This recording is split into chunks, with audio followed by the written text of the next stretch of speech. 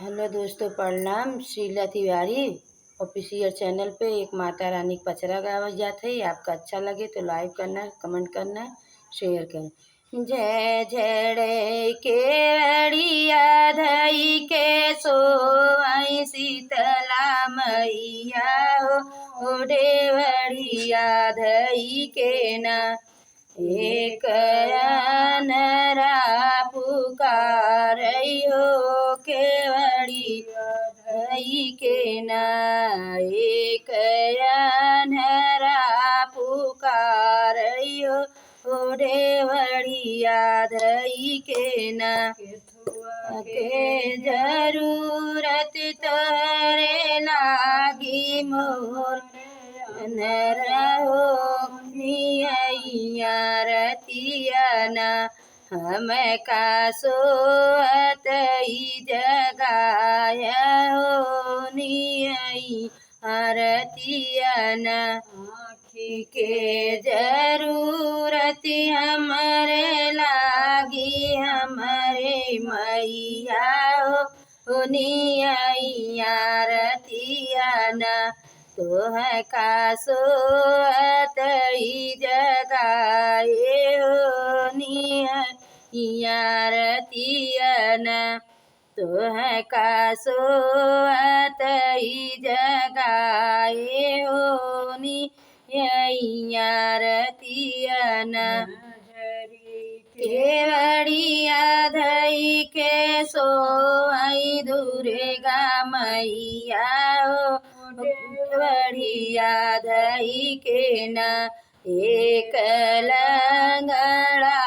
पुकारई हो केवड़िया धई के ना कवन जरूरत तोरे लागी हमरे लंगड़ा हो निया रतियाना हम का सोत जगाय हो निया रतियाना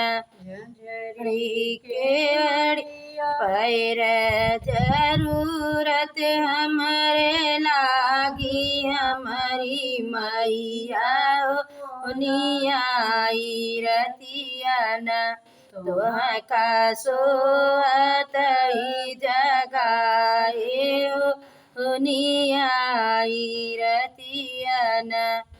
जड़ी केवड़िया धई के सोई काली मैया हो बढ़िया धई के ना एक बजनी पुकारई हो देवड़िया धई के ना कवन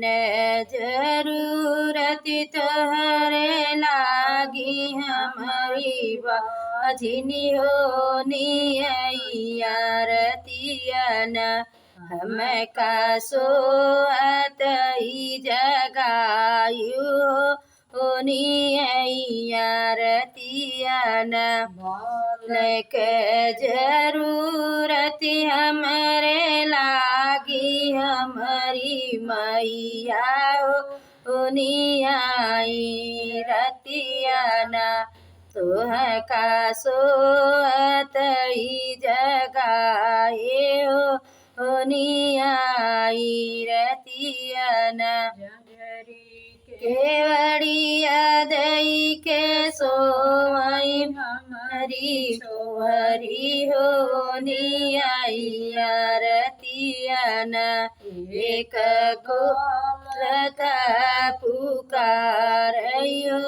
निया धई के ना के जरूरत तोहरे लागी हमरे भय कहो निया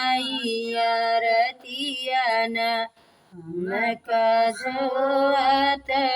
जगाय हो निया रतियाना विद्या के